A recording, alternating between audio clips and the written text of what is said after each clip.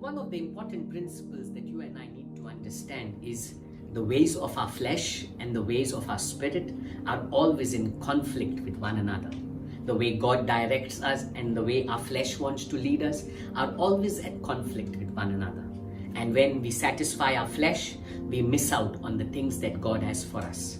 And when we begin to die to our flesh, we begin to catch hold of all that God has kept for us.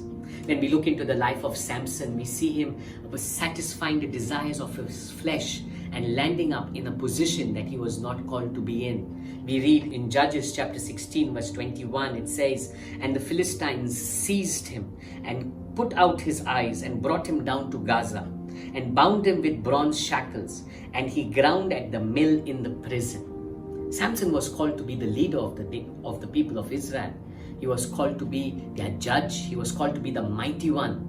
But here he is in prison, grinding at the mill, serving the Philistines. He was not called to serve the Philistines.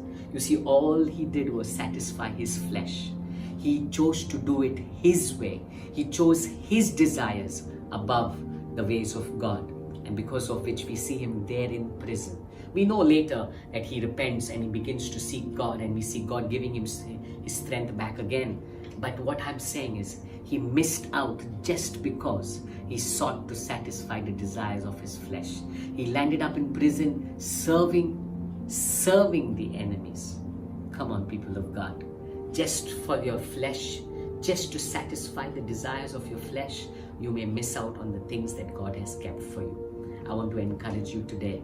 Let us be people that die to ourselves daily. Jesus says, if you want to follow me, deny yourself, carry the cross, follow me. Deny yourself, in simple words. Say no to your desires and say yes to the ways of God.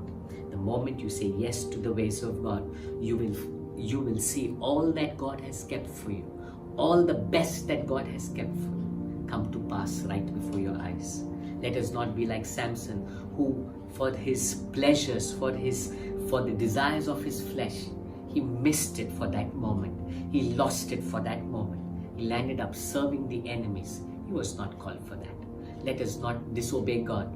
We land up in places that we are not called for. Let us seek to follow his ways.